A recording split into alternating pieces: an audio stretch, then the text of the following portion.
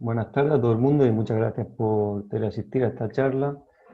Como han dicho, pues vengo de la Unidad de Gestión Forestal Sostenible de la USC, en concreto de la Escuela Politécnica de Lugo, del Campus Terra, donde estoy haciendo mi doctorado. Bueno, estamos desarrollando un trabajo en colaboración con los autores que se pueden ver en la diapositiva, que va a ser un futuro paquete de R, el cual vamos a llamar FortelS, y con la finalidad de poder procesar unos datos del escáner láser terrestre, que veremos a continuación qué es, con el objetivo fundamental de poder estimar variables dasométricas de inventarios forestales, que son, a fin de cuentas, las variables con las que, bueno, los ingenieros forestales gestionamos el monte, como, no sé, por ejemplo, volumen por hectárea de madera o cosas similares. Decir que, bueno, los datos de este trabajo pues se enmarcan en un proyecto del Plan Nacional que le concedieron a César Pérez Cruzado, que es mi director de tesis, y sin el cual pues no estaríamos aquí, obviamente. Para aterrizar en el tema, que imagino que no todo el mundo estará familiarizado con el escáner láser terrestre, o TLS, por las siglas del inglés. Bueno, pues comentar brevemente qué es, en qué consiste. Este es un dispositivo de tecnología LIDAR, lo que quiere decir que se basa en detección de objetos del entorno próximo mediante emisión de pulsos de luz. Aquí vemos, este dispositivo es capaz de emitir unos haces láser, los cuales al impactar contra los objetos que encuentre, van a retornar al dispositivo y el sensor los va a detectar. Entonces va a saber el tiempo de retorno y por lo tanto puede calcular la distancia a la que se encuentra cada uno de los puntos. Aquí veíamos una serie de puntos. Y por lo tanto tener coordenadas, pues, por ejemplo, X y Z de cada uno de esos puntos. En base a eso, pues, en base a muchas emisiones, o sea, muchos barridos verticales y horizontales del láser, vamos a obtener nubes de puntos pues, con una densidad altísima. Cuando vamos a campo, pues hay que implementar, bueno, hay que decirle los parámetros de escaneo con los que queremos trabajar y los más importantes serían el campo de visión horizontal, que nosotros trabajamos con 360 grados en el plano horizontal, y el vertical, que nosotros hemos trabajado con 300 grados, o sea, iríamos desde el cenit, que serían 0 grados, hasta menos 60, obteniendo finalmente pues, una especie de esfera a la que introducimos un cono aquí en la parte del aparato.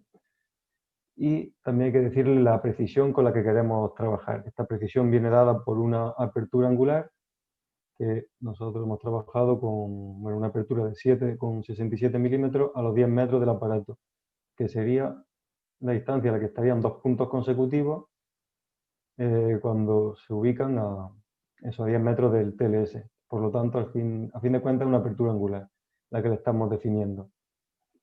Y con estos parámetros, pues obtenemos unos datos tal que así. Aquí veríamos un ejemplo de una nube de puntos, que en este caso se trata de una parcela circular de 25 metros de radio en un hayedo. Entonces, pues para que nos hagamos una idea, hablamos de cerca de 27 millones de puntos, de unas densidades de puntos por metro cuadrado altísimas, por lo tanto, y de archivos de más de 600 megas. Bueno, esto puede variar, pero en general siempre son archivos muy pesados. Esto hace que aquí nos encontremos el principal cuello de botella en cuanto al procesado, bueno, y al uso operativo del TLS, al menos en el inventario forestal. Porque sí, digamos que tenemos muchísima información, pero ¿cómo la gestionamos, no? ¿Y qué hacemos con esto? Por lo tanto, pues nos surgió la inquietud de intentar gestionar, de intentar procesar estos datos y se nos ocurrió pues, desarrollar un paquete de R, que vamos a llamar FortelS. Aún estamos con los últimos retoques de una primera versión, pero bueno, está ya bastante avanzado, la verdad.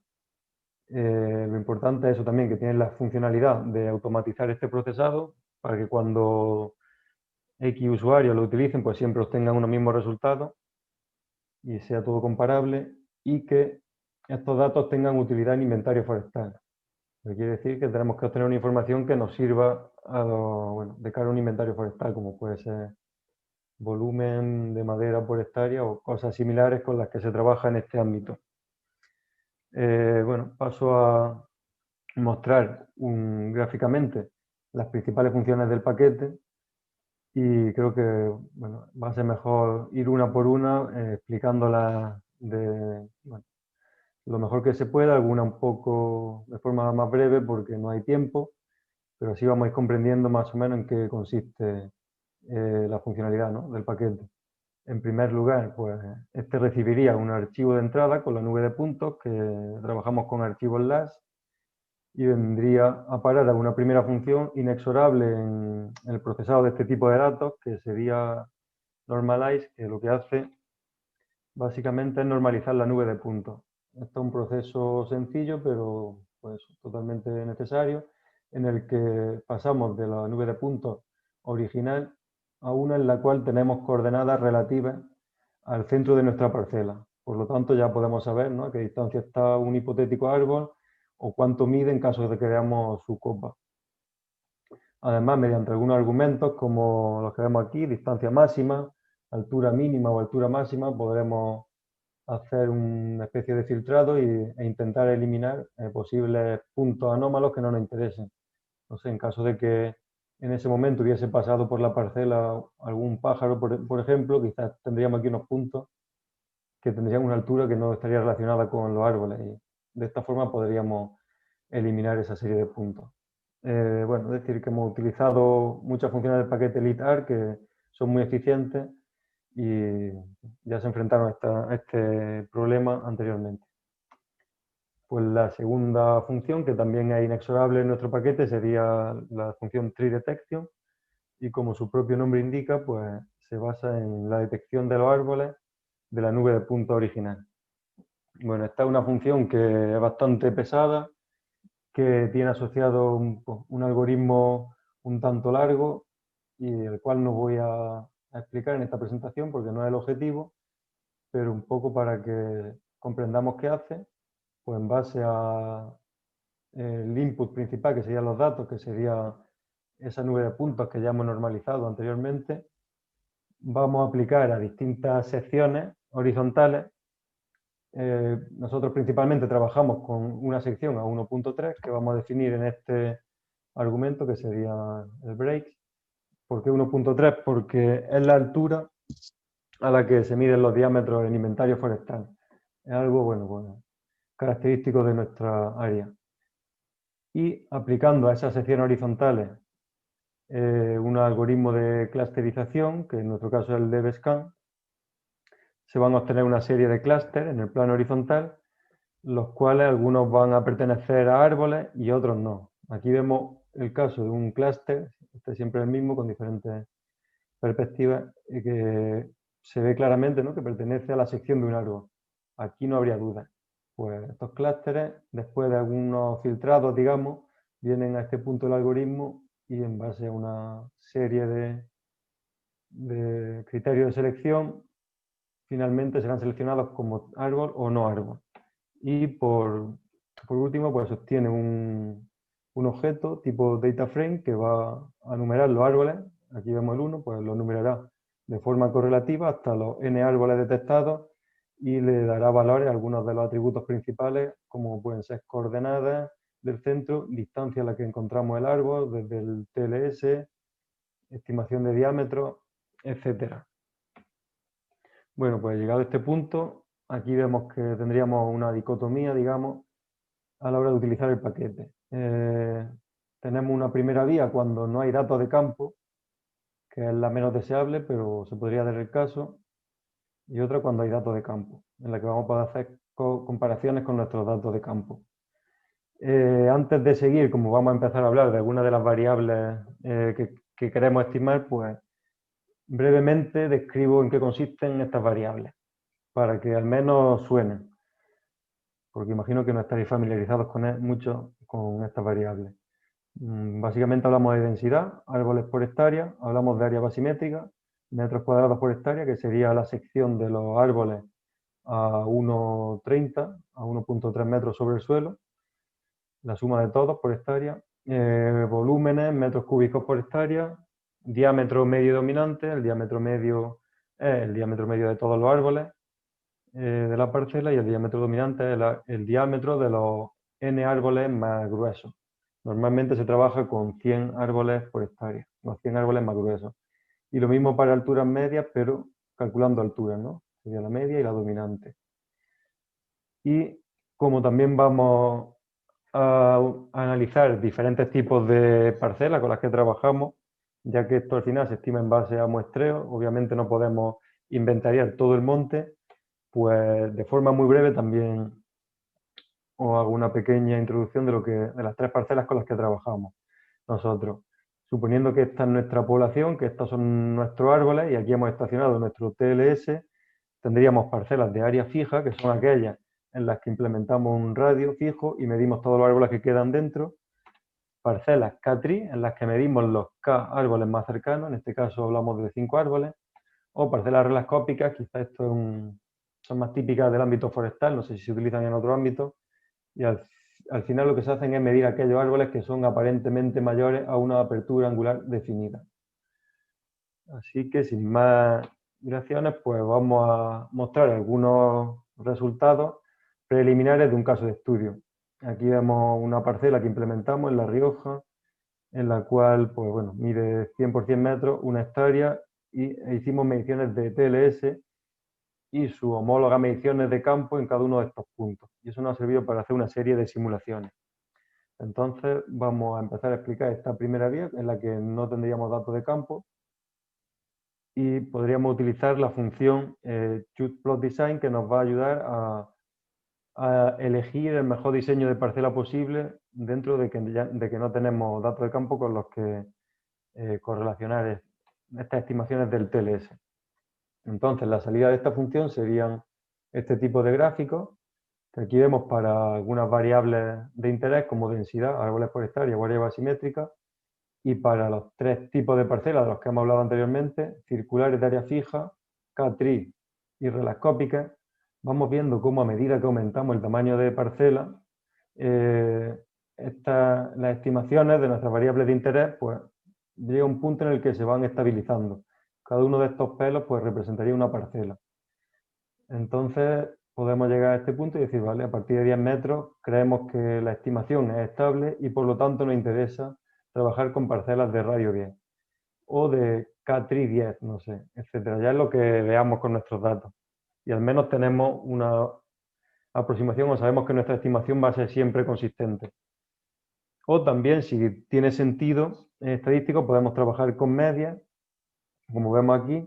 Estos serían valores medios de todas las parcelas, y comparar los diferentes tipos de parcela, ¿no? Y aquí, en este caso concreto, pues vemos cómo a partir de cierto tamaño de parcela las estimaciones coinciden hasta que llega un punto que empiezan a no ser coincidentes. Vale, pues con esto pasaríamos a nuestra función metrics, que es la que nos va a dar al final una lista de métricas o variables relacionadas con nuestras variables de interés. Vale, esta función tiene unos inputs, que sería la nube de puntos normalizada, la lista de árboles que hemos detectado con la función TreeDetection, y algunos otros parámetros, unos opcionales y otros indispensables, como serían pues radio de parcela, K-tree o BAF, que sería la apertura angular de parcela, que es lo que hemos podido decidir con las funciones anteriores, ¿no? Que en nuestro radio, por ejemplo, aquí decimos que es de radio 10, pues nosotros aquí pondríamos un radio 10, si esa es nuestra decisión. La salida sería una lista con 3 elementos, uno por tipo de parcela, en la que nos va a dar una serie de variables. Son muchas y no voy a pararme a explicarlas porque pues, no hay tiempo y sería bastante complicado. Pero bueno, a fin de cuentas son muchas variables que van a estar relacionadas con algunas de las variables de interés de nuestro inventario. Entonces, ahora vamos a pasar a ver unos ejemplos cuando tenemos datos de campo y podemos implementar la función plot design, por ejemplo, en la que veremos un ejemplo. Bueno, nos va a dar una salida tal que así, bueno, en este caso, para las métricas relacionadas con la altura, tanto altura media como altura dominante. Y aquí vamos a ver para diferentes métricas obtenidas con el TLS, qué correlación guardan estas con nuestra estimación de campo. Y lo vamos a poder ver a medida que vamos aumentando el radio de parcela. Entonces, en este caso, en caso de alturas, vemos como si nos vamos a... Si está molestando esto... Si nos vamos a parcelas de radio 20, que sería el máximo, las correlaciones siempre obtenemos correlaciones mayores. En este caso, pues próximas incluso a 1. Y si bueno, pues nos situamos sobre la línea, vemos que esto pasa con la métrica HP20, que sería esta de aquí. Vale. Sería el percentil 20 de las Z, ¿no? Sí, de la coordenada Z de la nube de puntos. Entonces, pues igual, si no podemos hacer una estimación directa, quizás sí podemos establecer una relación funcional mediante un modelo lineal simple, incluso en este caso, y hacer estimaciones e inferencias basadas en modelos. Y aquí debajo, en línea discontinua, estaríamos viendo cómo se comportan estas métricas, pero en cuanto a su coeficiente de variación con sus parcelas correlativas de campo. O sea, estaríamos viendo cuánto se distancia la media que podemos estimar de nuestra variable de interés, en este caso altura, cuánto se distancia esa media con respecto, esa media obtenida con el TLS con respecto a la media que obtenemos con la parcela de campo, que sería, digamos, nuestra población de referencia en ese momento. Y en este caso, pues vemos que incluso tiene un coeficiente de variación inferior al 1%, así que quizás podríamos hasta plantearnos hacer una estimación directa ya con el TLS. Vale. Continuamos. Y ya por último, vemos esta última función, que sería la función optimize, en la que vamos a ver eso, pero ya con todas las métricas, con todas las variables juntas. Altura, dominante media, diámetro, igual, dominante medio, volumen, área basimétrica y densidad, u otras que consideremos importantes. Claro, aquí veríamos cómo se va comportando la correlación de Pearson en este caso, a medida que vamos aumentando el radio de parcela para cada una de nuestras variables de interés con aquella métrica que han mostrado en mejores correlaciones, que es lo que hemos podido observar en la función anterior. Entonces, con este mapa de calor, igual a veces pues, podemos identificar regiones, por ejemplo, en estas métricas, pues aquí hay una región de radio 9 metros donde hay siempre correlaciones altas con estas tres variables. Y por lo tanto, a la hora de seguir midiendo en campo, de ir a hacer las parcelas de campo, si queremos intensificar nuestro muestreo, puede que ya nos interese directamente ir a una parcela de radio 9 y de esta manera hacer más eficiente y más barato el muestreo de campo. Lo ideal sería encontrar una región donde todas las métricas tuviesen correlación alta para un mismo tamaño de parcela. Vale. Y sin más, pues espero haberme ajustado el tiempo bien y nada, muchas gracias por su atención.